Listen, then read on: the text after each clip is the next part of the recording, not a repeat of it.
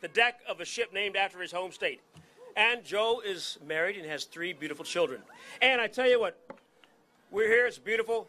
Long Beach, we have people over here protesting us. I think we're doing something right here, folks. God bless America. And Major Joe amends.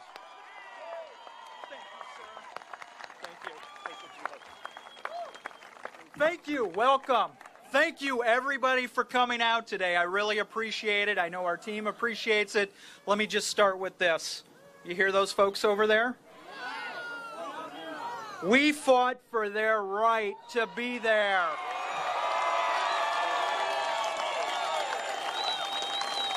We laid our lives on the line so you could come, they could come, so you could be here, so they could be here.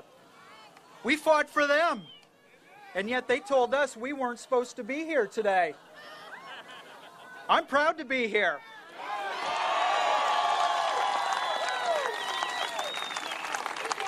I mean, look, and I love being on the Battleship, Iowa. I was born in Iowa. I was raised in Iowa. This is a fantastic honor. We've got a great guest here. I'm going to get to that right away.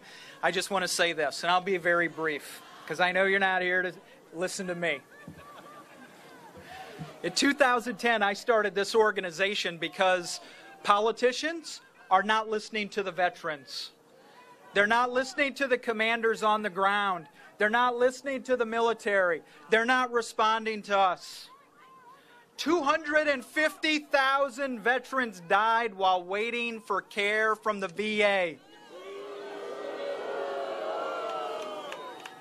I get better care if I would have come over the border illegally than as a veteran.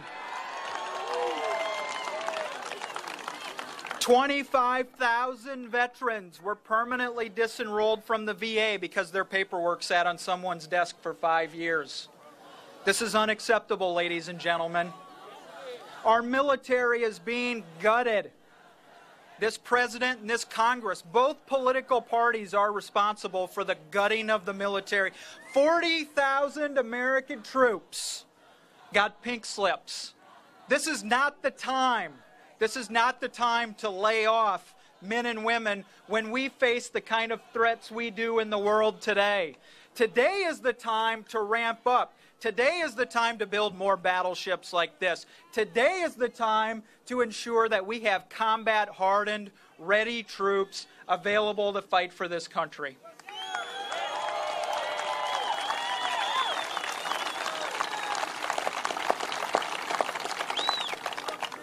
You know what? America has hired professional politicians to run this country for the last several decades. 6 United States presidents never served as president or never served in elected office before taking the presidency. 6 of them. I'm looking at the professional political class today, the people who were governors before becoming president, the people who were senators before becoming president, and then I'm taking a look at the people who are running for office today, these former governors and senators. We have the kind of problems we do in this country with the VA, with the Benghazi, with the gutting of the military, because they don't have courage. I want a president that has 1/10 of the same amount of courage that our men and women showed on the battlefield. I want a president who wants to take on the special interests who stop us from reforming the VA. I want a president who's willing to take on the special interest and fight them who stop us from being able to get rid of this sequestration which guts our military. I want a president who has the courage to do the right thing for our men and women.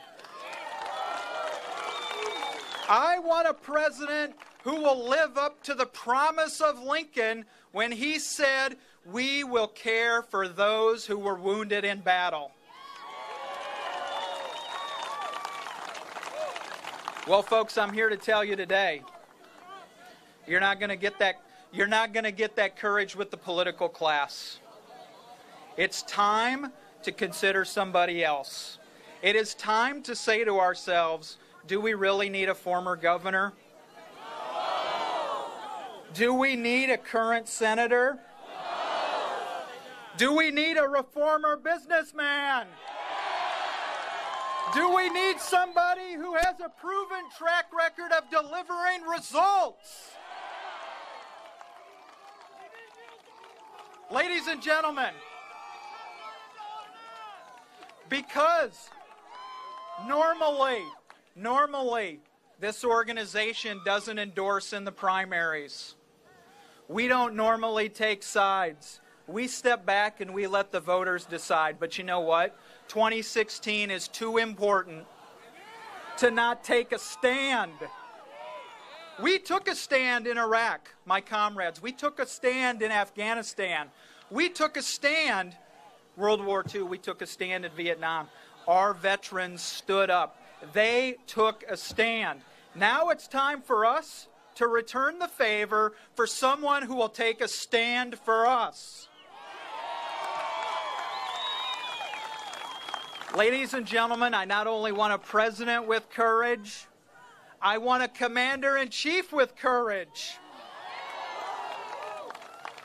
That's why tonight, I'm proud to stand here and introduce to you the man who Veterans for a Strong America endorses to become the next president and the next commander-in-chief. Please welcoming me. Please help me welcome Mr. Donald J. Trump. Thank you. Thank you. Thank you. Ladies and gentlemen, Mr. Donald Trump. Thank you. Thank you. Thank you. Thank you.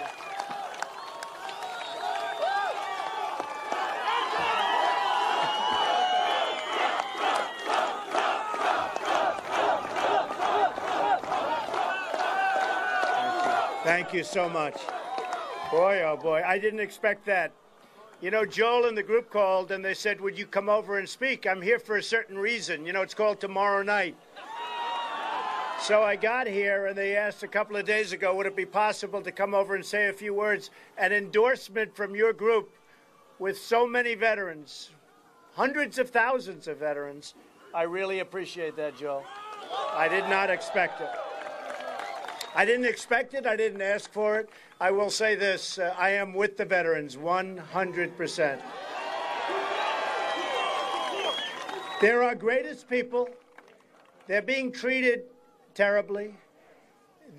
Not only the number of deaths, which are obviously that's tantamount, that's what's going on is incredible. But as of 2 weeks ago on Wednesday, the vets had the longest wait in the history of the Veterans Administration. You go in and see a doctor, you wait for days, and it's not going to happen. Not going to happen. If I win, believe me, it's not going to happen. And one of the things I thought I'd do, and I'd stress so strongly, the veterans hospitals, obviously, they have problems. They're not properly run.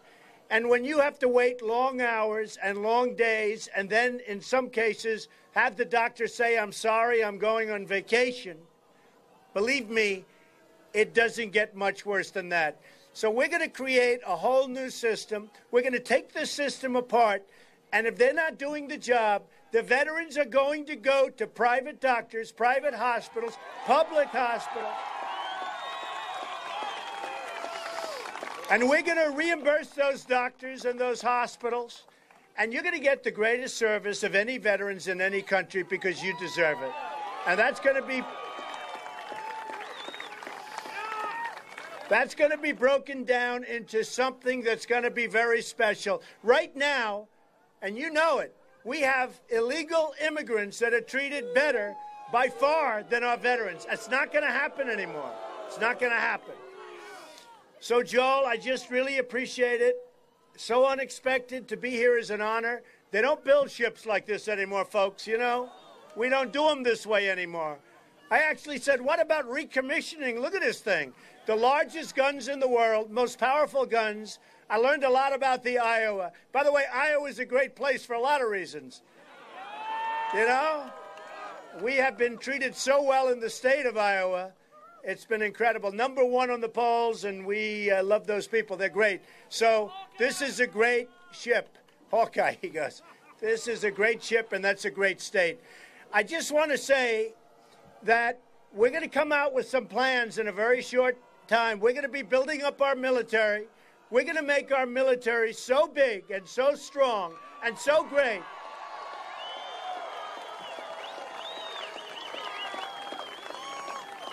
And it will be so powerful that I don't think we're ever going to have to use it. Nobody's going to mess with us. That I can tell you. And we're going to have a president who's respected by Putin, who's respected by Iran.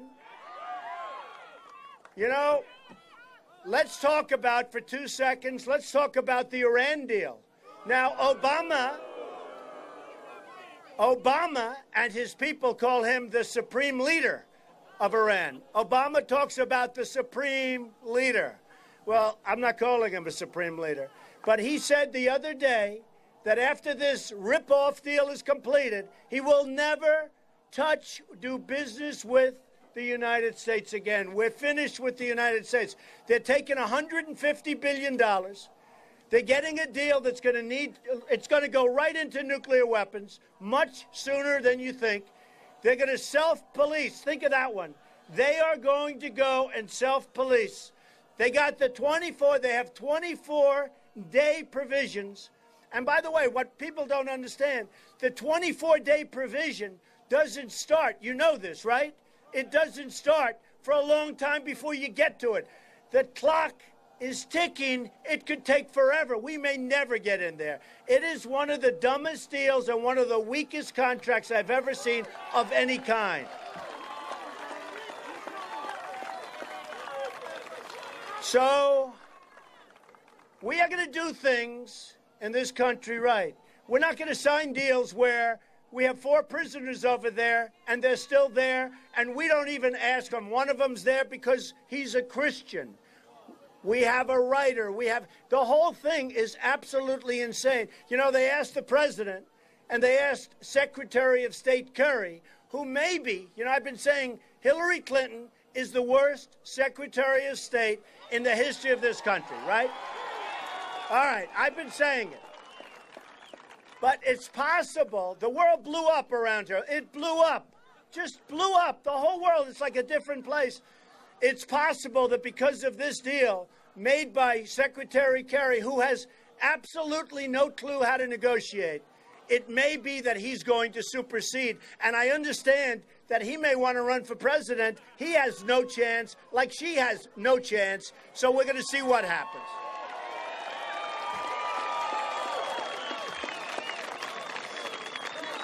We have many problems in our country. One of them is immigration. Now, I took a tremendous hit when I brought up illegal immigration when I announced I was running for president. And for 2 weeks, I said, Rush Limbaugh, who's a great guy, he said he has suffered more incoming, meaning the press, than anybody I've seen. So what happened is you have now found out what illegal immigration is all about. And I am so happy that I'm the one that brought it to the fore, because believe me, it's a big problem. It is a big problem. So you remember, for about 2 weeks, I said, boy, this is tougher than I thought running for president. And then you found out there's tremendous crime. There's tremendous drugs pouring across the border. Tremendous, beyond going to Chicago, going to New York, going to L.A., going all over our country. So the drugs pour in and the money pours out. Not a good deal. We get the drugs, they get the money. The drug cartels are going wild. They cannot believe how stupid our government is. They are making a fortune. The drugs come in, the money goes out daily. And I saw it because I was on the border. I was there, and we saw it, and everybody sees it every day. And we have the kind of people that can do something about it, but we have no leadership. None. None whatsoever. So we're going to build a wall.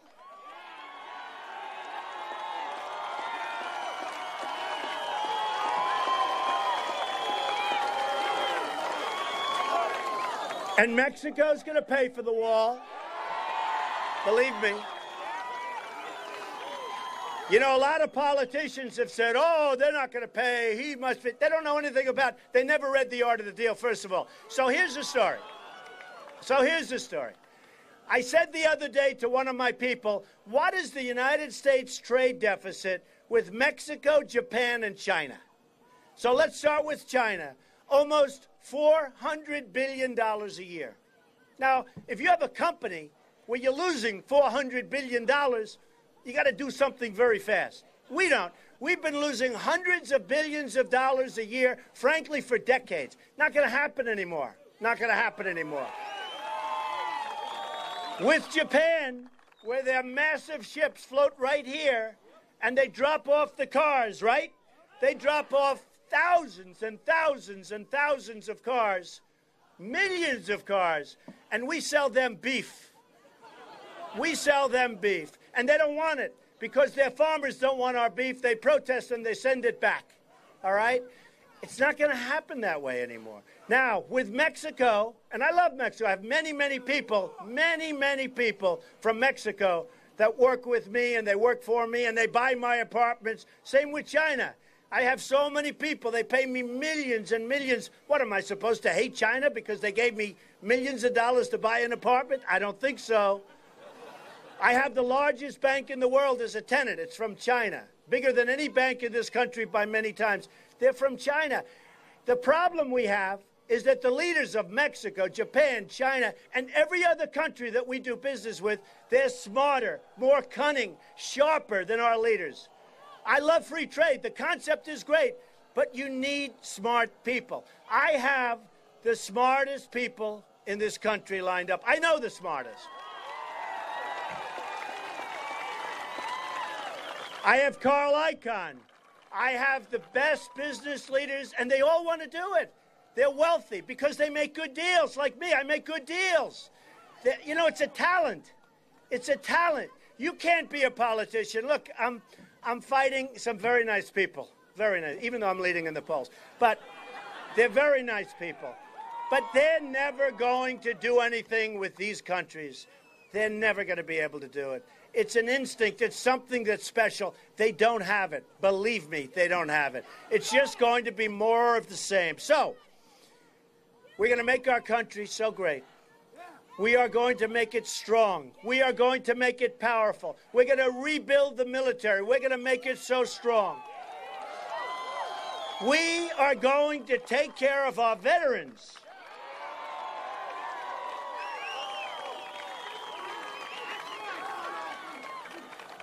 And in the end, I want you people to look around and look at each other because this is going to be a special day.